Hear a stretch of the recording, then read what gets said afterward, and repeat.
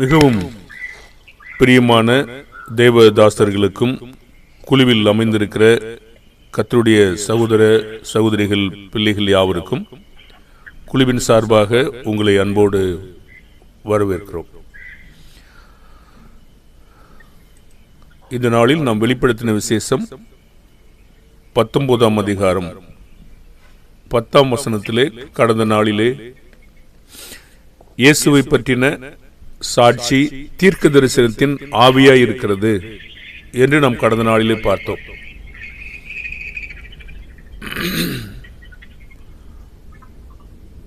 முதலாவது வெளிப்படுத்தல் 19:10 உள்ள பகுதியானது சொல்லர்த்த ரீதியானதா அல்லது உருவக முறையிலானதா என்பது பற்றி பேசுவதில்லை. இந்த வசனமானது தீர்க்க தரிசனம் தூதனில் இருந்து ஆரம்பமானது என்ற நினைப்புடன் இவன் தன்னை வணங்கக்கூடாது என்று சுட்டிக்காட்டுகிறது. மாறாக இது இயேசுவை குறித்து சாட்சியாகும்.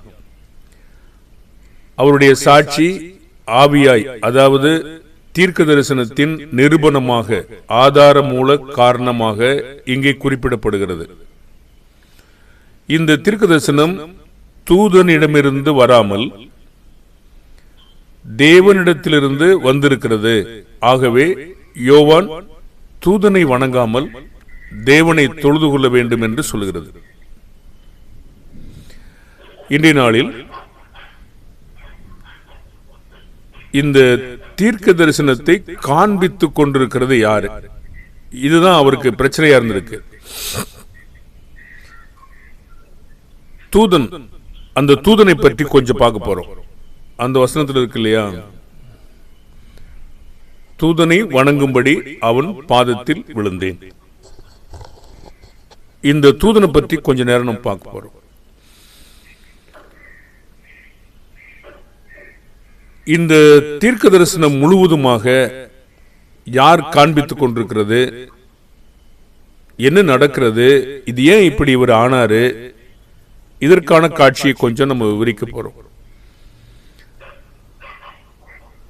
தரிசனத்தை காண்பித்துக் கொண்டிருக்கிறது, பேசுறது, இந்த காரியங்கள்லாம் எப்படி காண்பிக்கப்பட்டு கொண்டிருந்தது என்பதை பற்றி நாம் சிறிது நேரமாக பார்ப்போம்.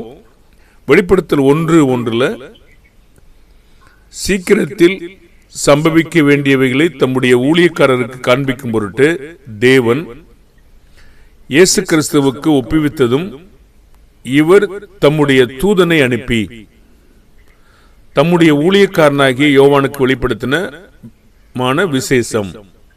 இவர் தம்முடைய தூதனை அனுப்பி, தம்முடைய ஊழியக்காரருக்கு காண்பிக்கும் பொருட்டாக கர்த்தராகிய தேவனானவர் யாரை அனுப்பினார் என்றால், வெளிப்படுத்தல் 22:6 பின்பு அவர் என்னை நோக்கி, இந்த வசனங்கள் உண்மையும் சத்தியமானவைகள், சீக்கிரமாய் சம்பவிக்க வேண்டியவைகளை தம்முடைய ஊழியக்காரர் காண்பிக்கும் பொருட்டு பரிசுத்த தீர்க்கதரிசிகளின் கர்த்தராகிய தேவனானவர் தம்முடைய தூதனை அனுப்பினார். சபைகளில் சாட்சியாக அறிவிக்கும்படி இயேசு யாரை அனுப்பினதாக சொல்கிறார் என்றால், 22:16 சபைகளில் இவைகளை உங்களுக்கு சாட்சியாக அறிவிக்கும்படிக்கு இயேசுவாகிய நான் என் தூதனை அனுப்பினேன். நான் தாவீதின் வேரும் சந்ததியும் பிரகாசம் உள்ள விடிவெள்ளி நட்சத்திரமாய் இருக்கிறேன் என்று சொல்றார். இந்த தூதனை பற்றி நம்ம பார்க்கிற பொழுது பல்வேறு விஷயமாக பல்வேறு காரியங்கள்ல பேசப்படுகிறது. யோவான் வெளிப்படுத்தின விசேஷம் முழுவதும் தூதன் மூலமாக பயங்கரமான காட்சிகள் பார்த்து கொண்டிருக்கிறார். வெளிப்படுத்தல் 10:10 நான் சிறு புஸ்தகத்தை தூதனுடைய கையிலிருந்து வாங்கி அதை புசித்தேன். என் வாய்க்கு அது தேனை போல மதுரமாயிருந்தது. நான் அதை புசித்தவுடனே என் வயிறு கசப்பாயிற்று. அப்பொழுது அவன் என்னை நோக்கி, நீ மறுபடியும் அநேக ஜனங்களையும் ஜாதிகளையும் பாசைக்காரரையும் ராஜாக்களையும் குறித்து தீர்க்கதரிசனம் சொல்ல வேண்டும் என்று அந்த தூதன் சொல்றார். யோவான் ஆச்சரியப்படும்படி யார் அவருக்கு சொன்னது காட்டினது என்று கேட்டீங்கன்னா அதுவும் தூதன் தான். நிறைய தூதர்களை அவர் பார்க்க முடியும், பார்க்கிறாரு, கேட்கிறாரு. 17ஆம் அதிகாரம் 6-7 அந்த ஸ்திரீ பரிசுத்தவானின் ரத்தத்தினாலும் இயேசுவினுடைய சாட்சிகளின் ரத்தத்தினாலும் வெறி கொண்டிருக்கிறதை கண்டேன்.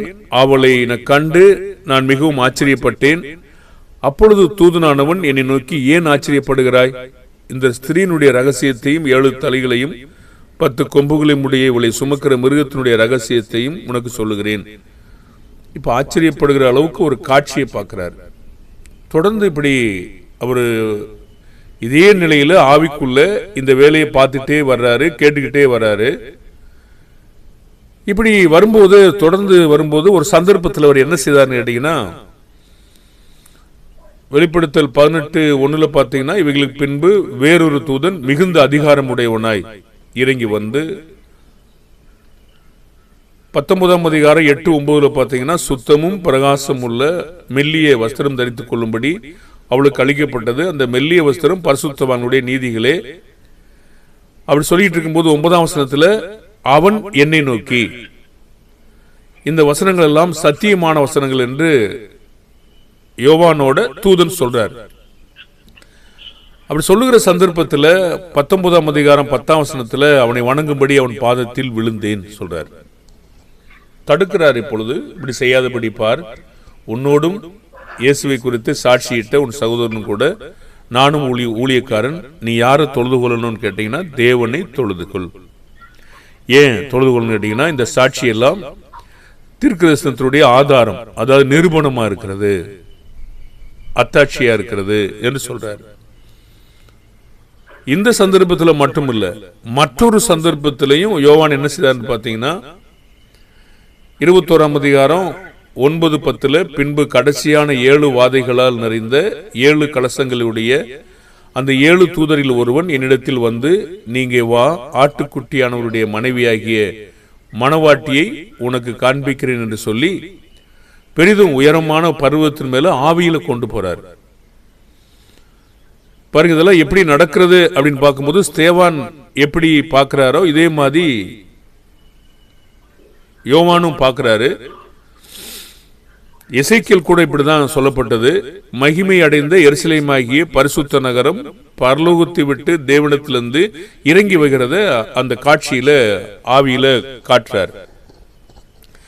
இதெல்லாம் கண்டபோது மறுபடியும் இவர் என்ன ஆயிட்டாரு கேட்டீங்கன்னா, 22:7-8 இதோ சீக்கிரமாய் வருகிறேன், இந்த புஸ்தகத்தில் உள்ள தீர்க்கதரிசன வசனங்களை கை கொள்ளுகிறவன் பாக்கியவான் என்றார். யோவானாகிய நானே இவைகளை கண்டும் கேட்டும் இருந்தேன். நான் கேட்டு கண்டபோது காண்பித்த தூதனை வணங்கும்படி பாதத்தில் விழுகிறார். அப்பவும் தடுக்கப்படுறார். நீ இப்படி செய்யாதபடி பார், உன்னோடும் உன் சகோதரோடு தீர்க்கதரிசிகளோடும் இந்த புஸ்தகத்தின் வசனங்களை கை கொள்ளுகிறவர்களோடும் கூட நானும் ஊழியக்காரன் தேவனை தொழுதுகொள். யோவானுக்கு வலியுறுத்துகிற ஒரு காரியம் என்னவென்றால், நீ தொழுது கொள்ளப்பட வேண்டியவர் யார் என்றால் தேவன் தான். இந்த முறையானது வேதாகமோ நாம் பார்க்கிறது போல பல சமயங்கள்ல காண முடியுது. இது இப்ப மட்டும் இவருக்கு மட்டும் இல்ல. வேதாகமோ நீங்க நியாயப்பிரமாணத்தை பெற்றுக்கொள்வதே தூதர் மூலமாக தான் கொடுக்கப்பட்டது. இப்படி நீங்க பேசப்படுகிற அநேக சந்தர்ப்பங்கள் இப்படிதான் இருக்கிறது. அப்போஸ்தலர் நடபடிகள் நம்ம 10ஆம் அதிகாரம் 24, 25, 26 பார்த்தீங்கன்னா, கொர்நேலியினுடைய உறவின் முறையார் சிநேகிதரை கூட வரவழைச்சு காத்துக்கிட்டு இருக்காரு. இப்ப பேதுரு உள்ளே பிரவேசிக்கிறாரு. இது தூதன் இல்லை, இது பேதுரு தான். அவனுக்கு எதிர்கொண்டு அவன் பாதத்தில் அவர் விழுந்து பணிந்து கொள்றாரு. அப்ப தேவனுடைய வார்த்தைய, தேவனுடைய வேலையை கொண்டு வர்ற மக்களை பணிந்து கொள்ற இந்த மாதிரி காட்சிகள் இருக்கதான் செஞ்சிருக்கு. பொதுவா சிருஷ்டிகர் ஒருவர் இருக்காங்க, அனுப்பப்படுகிற மக்கள் இருக்காங்க. இவங்களுக்கு பெரிய வித்தியாசம் பார்க்க தெரியல. இன்றைக்கு இருக்கிறது போல. இன்றைக்கு என்ன இருக்கு? பாருங்க, சிருஷ்டிகரை விட்டுட்டு சிருஷ்டியை தொழுது கொள்ற மக்கள் அநேகர் இருக்காங்க. ரோமர் 1ஆம் அதிகாரத்தில் நம்ம பார்க்கிறது போல அநேகர் சிருஷ்டியை தான் தொழுது சேவிக்கிற மக்களாக நிறைய பேர் இன்று இருக்கிறாங்க. மறந்துடுறாங்க, மூல ஆதாரத்தை மறந்து விடுகிற பிள்ளைகளாக அநேகர் இருக்காங்க. சபைகள் இது போன்ற சில காட்சிகளை கூட நம்ம பார்க்க முடியும். காலில் விழுகிறது, பணிந்து கொள்வது, இவர் தான் எனக்கு கடவுளை போன்றவர் சொல்றது, இதெல்லாம் ஒரு மாயமான ஒரு தோற்றம். யாரு உரியவர், யாரு உரிமையாளர், யாரு பெரியவர் என்பதை மறந்து போற மக்களாக தான் நிறைய மக்கள் இன்று இருக்கிறாங்க. ஆனா இது நம்ம அறியாமை என்றுதான் சொல்ல முடியும். ஆனா அவங்க சொல்றாங்க, பதில் சொல்றாங்க. அப்ப விழுந்த உடனே தூக்கி எடுத்து எழுந்துரு, நானும் ஒரு மனுஷன்தான் அப்படின்னு சொல்றாங்க. இன்றைக்கு மாலை மரியாதைகள், தாம்பூல தட்டுகள், தண்ணீர், மஞ்சள் தண்ணி, மனுஷன் யாரும் சொல்றது இல்லை. ரைட்டு, ஓகே ஓகே ரைட்டு, இதான் சொல்றாங்க. அரசியல் வாழ்க்கையிலும் இது போன்ற காட்சிகள் நடக்கிறதை நம்ம பார்க்க முடியும். அது விரும்புறாங்க பாருங்க, எவ்வளவு விருப்பமா அது இருக்குன்னு பாருங்க. ஆனா கர்த்தருடைய மக்களோ, தூதர்களோ, தேவனுடைய செய்தியை கொண்டு வர்றவங்களோ இது போன்ற காட்சிகளை அவங்க ஏற்றுக்கொள்ளவே இல்லை. ஆச்சரியமா இருக்குல்ல?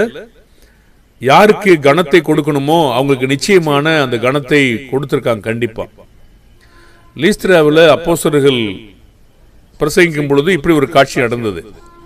14ஆம் அதிகாரம் 11 to 15 வரைக்கும் அவங்களுக்கு ஒரு பேர் வச்சுட்டாங்க. பர்னபா இருக்காரு, பவுல் இருக்காரு. அவங்க என்ன சொன்னாங்கன்னா, தேவர்கள் மனுஷரூபம் எடுத்து நம்ம இடத்துல இறங்கி வந்துட்டாங்க அப்படின்னு ஒரு லிக்கோனியா பாசையில சொல்ல ஆரம்பிச்சிட்டாங்க. இப்ப பர்னபாவுக்கு ஒரு பேரும் பவுலுக்கு ஒரு பேர் வச்சுட்டாங்க. அது நமக்கு முக்கியம் இல்லை. அவங்க செஞ்ச அடுத்த காட்சி, பூமாலைகளையும் எருதுகளையும் கொண்டு வந்து அவங்களுக்கு பலியிட மனதாயிட்டாங்க. அப்போ பர்னபாவும் பவுலும் அதை கேட்ட போது வஸ்திரங்களை கிழிச்சுக்கிட்டாங்க. கூட்டத்துக்குள்ள ஓடுனாங்க, மனுஷங்களை ஏன் இப்படி செய்யறீங்க? நாங்களும் உங்களை மாதிரி பாடுள்ள மனுஷன் தானே, இந்த வீணான தேவர்களை விட்டு நீங்க தேவன்கிட்ட திரும்புங்கன்னு சொல்லி பிரசங்கம் பண்ணாங்க. ஏர்போர்ட்ல நான் ஒருத்தர் வரவேற்க போயிருக்கும் போது ஒரு மனுஷனை பார்த்தேன்.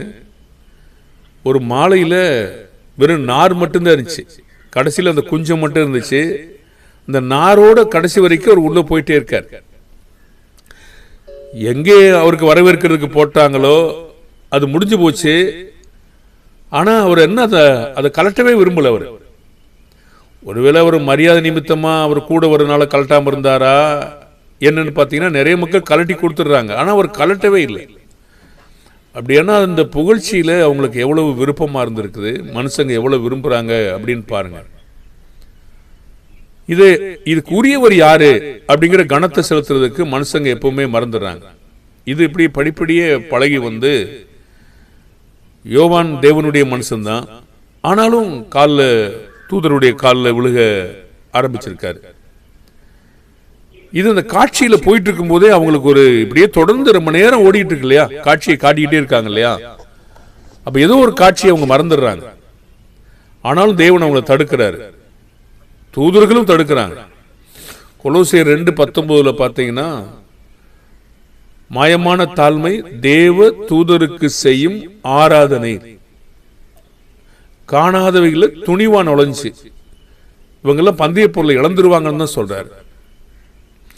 இந்த மாதிரி காட்சியில கொஞ்சம் கொஞ்சமா கொண்டு போயிருவாங்க. இன்னைக்கு நீங்க இன்றைய நாட்கள்ல நீங்க ஒரு காட்சியை நீங்க பார்க்க முடியும். ரோமன் கத்தோலிக்க மக்கள் வீட்டில் முன்னாடி நீங்க பாத்தீங்கன்னா ஒரு போட்டோ இருப்பதை நீங்க பார்த்திருக்க முடியும். அந்த போட்டோல பாத்தீங்கன்னா ஒரு குதிரை, ஒரு ஈட்டி வச்சிருக்கிற ஒரு தூதன், அப்போ அதுல கீழே போட்டு அமுக்கி இவங்களை பாதுகாக்கிறது மாதிரி கொண்டு வச்சு ஒரு சித்தரிப்பு செஞ்சிருப்பாங்க. இதுக்கு அவங்க எப்படி நம்புறாங்க கேட்டீங்கன்னா, ஒரு தூதன், காவல் தூதன் நம்மளை பாதுகாக்கிறாரு. இதை வீட்டுக்கு முன்னாடி நம்ம போட்டோவில் போட்டோம்னா வாசப்படி முன்னாடி இருக்கும் பாருங்க, நிலைக்கால்கிட்ட மேலே முன்னாடி வீட்டுக்கு முன்னாடியே மாட்டி வச்சிருப்பாங்க. எல்லாரும் வீட்டுக்கு முன்னாடி இருக்கும்.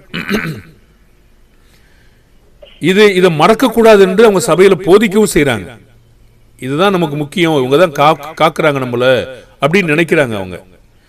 பாருங்க, இதுக்கு உரியவர் யாரு, உரிமையாளர் யாரு, அதை அவங்க படிப்படியா மறக்க பண்றாங்க. பாருங்க, பொதுவா பைபிள் வாசிக்கிறதே மறக்க பண்ணிருக்காங்க. இன்னைக்கு சிலர் தான் வாசிக்கிறாங்களோ தெரியல, ஆனா வாசிக்கிறது இல்ல, மொத்தம் மூடி வச்சுட்டு அவங்களே சொல்றதை கேட்கிற அளவுக்கு மாத்தி வச்சிடுறாங்க.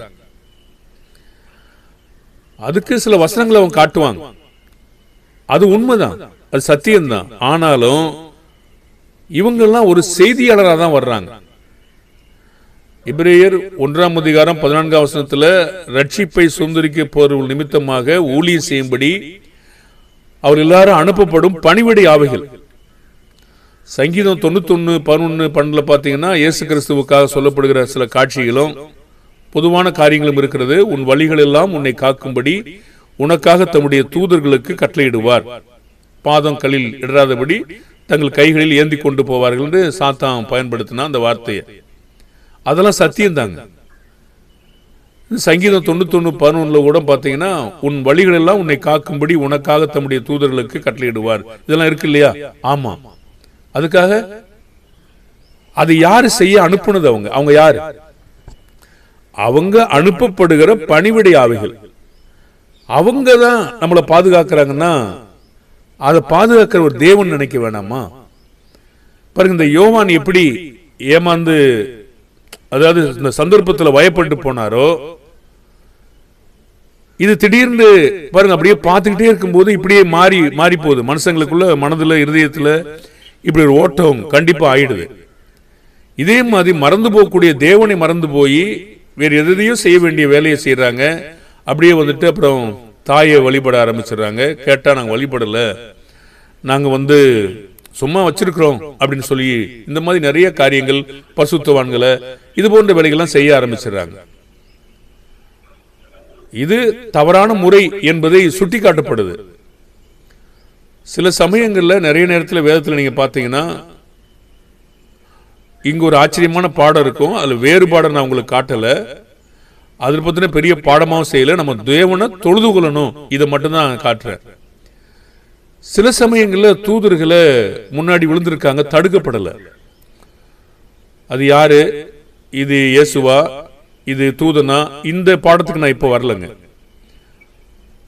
ஆனா கண்டிப்பா நம்ம தொழுது கொள்ள வேண்டியவர் யாரு அப்படிங்கிற மட்டும்தான் அது பாடம் நமக்கு.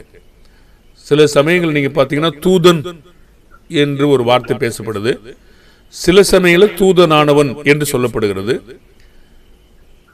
சில சமயத்தில் தூதனானவர் என்று ஒரு வார்த்தை இருக்கிறது. நீங்க ஆதியாகமம் 48:16 பாத்தீங்கன்னா என்னை மீட்ட தூதனும் ஆனவர் அப்படிலாம் இருக்கு. சில சமயங்கள்ல என்னுடைய தம்முடைய தூதர்களுக்கு என்று சொல்றாரு. என்ன சங்கீதம் 91 இப்பதான் படிச்சனமோ. சில சமயங்கள்ல தூதனை தூதன் என்று சொல்லப்படுது. சில சமயங்களில் உடன்படிக்கையின் தூதனுமானவர். இந்த மல்கியா பார்க்கிறோம் இல்லையா? மல்கியா 3:1, 3:2 யோவான் ஸ்நானகனையும் இயேசுவையும் பற்றின வார்த்தை அது. நான் தூதனை அனுப்புகிறேன், உனக்கு முன்பாக போய் வழி ஆயத்தம் பண்ணுவான், அப்பொழுது நீங்க தேடுகிற ஆண்டவரும் நீங்கள் விரும்புகிற உடன்படிக்கையின் தூதனுமானவர் இயேசு கிறிஸ்து இங்க இருக்கார் இல்லையா? அப்போ அதுல அந்த மாதிரி சில சந்தர்ப்பங்கள்லாம் இருக்கிறது. சில சமயங்களில் தேவனுடைய தூதனானவர் என்று சொல்லப்படுது, சில சமயங்களில் கர்த்தருடைய தூதனானவர், இப்படி நிறைய வார்த்தைகள் இருக்குங்க. தீங்கு செய்யும் தூதர்கள், பொல்லாப்பு செய்யும் தூதர்கள், அழிக்கும் தூதர்கள், இப்படி நிறைய தூதன், தூதனானவர், தேவ தூதன், சில நேரங்களில் தூதனானவர் சொல்ல ஆரம்பிக்கிறார். நியாயாதிபதிகளை பார்த்தீங்கன்னா 13ஆம் அதிகாரம் 20, 21, 22 இங்க மனோவா வராங்க. அக்கினி ஜுவாலை பலிபீடத்திலிருந்து வானத்துக்கு நேராக எழும்புகையில் கர்த்தருடைய தூதனானவர் பலிபீடத்தின் ஜுவாலையில் ஏறி போனார். அதை மனோவாவும் அவருடைய மனைவியும் கண்டு தரையிலே மூங்குப்புற விழுந்தார்கள். இங்கெல்லாம் ஒன்றும் சொல்லலை, யோசுவா புஸ்தகத்தோடும் பார்க்க முடியும். இந்த வித்தியாசத்தை இப்போ நான் உங்களுக்கு காட்டலைன்னு சொல்லிட்டேன். நம்ம தொழுது கொள்ள வேண்டியவர் தேவனாகிய கர்த்தர், தேவன் ஒருவர் தான். பின்பு கர்த்தருடைய தூதனானவர் மனோவாவுக்கும் அவன் மனைவிக்கும் காணப்படவில்லை. அப்பொழுது தூதன் என்று மனோவா அறிந்து நாங்க தேவனை கண்டோம், சாகவே சாவோம் சொல்லிட்டாங்க. இப்போ நம்முடைய முடிக்கும் நேரம் இது. நாம் இன்னைக்கு என்ன பார்த்தோம்னா, இப்போ யோவான் இப்படி திடீர்னு ஏன் இப்படி ஆயிருக்கான்னு கேட்டீங்கன்னா, திரும்ப திரும்ப அந்த காட்சி, பேசுகிற வார்த்தைகள், ஆவிகளை கொண்டு போய் அவர் எல்லாத்தையும் பார்க்கும்போது அந்த காட்சியும் அவைகளும் ஆச்சரியப்படும் வகையிலையும் பயங்கரமாக இருந்தபடினால திடீர்னு அவர் வணங்கும்படி அவர் விழுக ஆரம்பிக்கிறார். அதாவது காண்பிக்கிற மூலக்காரனரை விட்டுட்டு அனுப்பப்படுகிற ஒருத்தரை இப்படி மறந்து போற சூழ்நிலை மனிதனுக்கு ஏற்படும் அப்படிங்கிற உணர்வு நமக்கு வேணும். அப்படியே படிப்படியா மனுஷங்க வந்துட்டு மொத்தமா தேவனை விட்டு பாருங்க. முதல் இன்னைக்கு தாய் சபைன்னு கேட்டீங்கன்னா, எங்க சபை தான் தாய் சபை, எங்க சபை தான் தாய் சபைன்னு சண்டை போட்டு தெரியுறாங்க. ஆனா எது முன்னாக ஆரம்பிக்கப்பட்டது, எது தாய் பட்டணம் என்று தேவன் தெளிவாவே சொல்றார். பாருங்க, அதை விட்டுட்டு இன்னைக்கு எவ்வளவு தூரம் மனுஷங்க போயிட்டாங்க நம்ம பார்க்க முடியுதா? சரியானத சத்தியத்தை, சரியான ஒன்றை விட்டுவிட்டு மனிதர்கள் மறந்து விட்டு வெகு தூரம் வேற இடத்துக்கு போயிட்டாங்க. இப்படிதான் மனுஷங்க மறந்து போறாங்க. நம்ம ஒரு காட்சி காட்டிக்கிட்டு இருக்கும் போது இந்த மாதிரி நம்ம பார்க்கிற பொழுது உண்மை நிலை என்னவோ, ஆதாரம் எதுவோ, மூலம் எதுவோ அதை விட்டுட்டு இது எதுவோ ஆரம்பத்தில் நம்ம எது பார்க்கிறோமோ அதை மனிதங்க வணங்க ஆரம்பிச்சிடறாங்க. இப்படிதான் நிறைய மக்கள் இன்னைக்கு சென்றாங்க. ஆனால் இயேசு தம்முடைய காலங்களில் சில மக்களை கடிந்து கொண்டிருக்காரு. நீங்கள் போதகர் என்று ஒருவரையும் சொல்லாதீங்க, குருக்கள் என்று ஒருத்தர் சொல்லாதீங்க, அதாவது அழைக்கப்பட விரும்பாதீங்க, மன்னிக்கவும் அப்படி சொல்றாரு. நம்ம போதகராக இருந்தாலும் கூட அழைக்கப்படுவதை விரும்பக்கூடாது. அப்ப தடுக்கணும். நம்ம சில காரியங்கள் வரும்போது யாருக்கு எந்த கணத்தை செலுத்த வேண்டுமோ அந்த கணத்தை அவருக்கு செலுத்த வேண்டும் என்று நாம் அவர்களுக்கு சொல்லிக் கொடுக்கணும். முதலாவது அப்ப சொல்லிக் கொடுக்காம இருக்கும் பொழுது, இப்ப இயேசு ஒருத்தர் வந்தார் இல்லையா, நீ போதகர், நல்ல போதகரே அப்படி சொன்ன உடனே இயேசு என்ன சொன்னாரு? ஆமாமா, அதெல்லாம் பத்தி ஒண்ணு கண்டுக்கிற வேணா சொல்லிட்டு போறான் அப்படின்னு அவர் சொல்லல. நல்லவன் என்று சொல்வானே. இயேசு நல்லவர் இல்லையா? நல்லவன் என்று சொல்வானே, பிதா ஒருவர் தவிர நல்லவன் ஒருவனும் இல்லையே. பாருங்க, இன்னைக்கு தேவத்துவத்தை பற்றி இந்த ட்ரினிட்டி என்ற பேச்சில் அநேகர் வாதிட்டு அநேகர் வாக்குவாதம் பண்ணிக்கிட்டு இருக்கிறத பார்க்க முடியும். ஆனா மூல காரணர் யார் என்று அவங்களுக்கு தெரியவே இல்லை. இயேசு தன்னுடைய எல்லா வல்லமைகளையும் எங்கிருந்து பெற்றுக்கொண்டார் என்று இன்னும் மனிதர்களுக்கு தெரியவே இல்லை. இவரையும் அவரையும் சமமாக்கி கொண்டு போயிட்டே இருக்காங்க. ஒருத்தர் ஒண்ணுன்றாங்க, இப்படி போயிட்டே இருக்குது நிறைய காரியங்கள். ஆனா வேதத்தை முழுசும் தேடி பார்த்தீங்கன்னா இயேசுனுடைய வல்லமைக்கும் அவருடைய மகிமைக்கும் புகழ்ச்சிக்கும் மூல காரணர் யாரு அப்படின்னு தெளிவா பிதாவானவர் சொல்றார். ஆனா அது தெரியலையே, மக்களுக்கு தெரியலையே. அப்ப இந்த மாதிரி எங்கே ஆரம்பிக்குதோ அதை விட்டுட்டு கடைசி எங்கேயோ அங்கே விழுக ஆரம்பிக்கிறாங்க. இந்த காட்சி தான் யோவானுக்கும் இருந்திருக்கணும். இல்லைன்னா திடீர்னு அங்கேயே விழுகிறாரு. இன்னைக்கு மனிதங்க மரம், செடி, கொடிகள், சூரியன், சந்திரன் இப்படி வணங்குவது போல, இவங்க தான் தேவன் என்று சொல்றது போல இன்றைக்கு மனிதர்கள் மாறிவிட்டார்கள். பாருங்க, எப்பவுமே அதுக்கான ஆதாரத்தை நாம் கண்டிப்பாக கண்டுபிடித்து அதை செய்யணுமே தவிர இடையில வர்ற எதையும் கொண்டு நம்ம கவனமாக கவனிக்கணும். தேவன் ஒருவரே தொழுது கொள்ளப்பட வேண்டியவராக இருக்காரு. இயேசுவுக்கு சில வார்த்தைகள் பயன்படுத்தப்படுகிறது பூமியில வந்திருக்கும் போது. அதெல்லாம் முன்னமே நம்ம படிச்சிட்டோம். அப்போ சேவிக்கிறதுக்கும் தொழுது கொள்வதற்கும் இப்படி நிறைய காரியங்கள் வித்தியாசம் இருக்கு. அதெல்லாம் நம்ம பார்க்க தருணம் வரும்போது வெளிப்படத்தில் விசேஷித்த பாடங்கள் ஒரு சில பாடம் இருக்குங்க. நான் உங்களுக்கு முன்னமே சொல்லியிருக்கிறேன். இந்த பாடங்கள்லாம் முடிச்சுட்டு அந்த கடினமான, அதாவது கடினமானனா மிக உயர்பட்சமான சில பகுதி இருக்கு, அதை நம்ம சில காரியங்களில் பேசுவோம். அப்போ அது கொஞ்சம் அர்த்தம் கொடுக்கக்கூடியதாக இருக்கும்.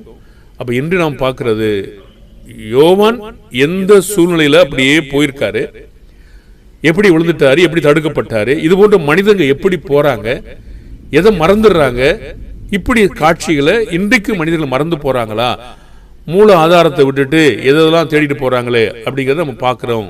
இப்படி செய்யக்கூடாது, நம்ம தேவனை தான் தொழுது கொள்ளணுங்கிறத நம்ம பார்ப்போம். கர்த்தர் மறுநாளில் இன்னும் நம்ம வேற ஒரு வசன பகுதியிலிருந்து தொடங்குவோம். பிதாவாகிய தேவன் நம்மோடு கூட இருக்கட்டும். உங்களுடைய கவனத்தை நான் வெகுவாய் பாராட்டுகிறேன். நன்றி சகோதரர்களே. தேவனுக்கு மகிமை உண்டாகட்டும்.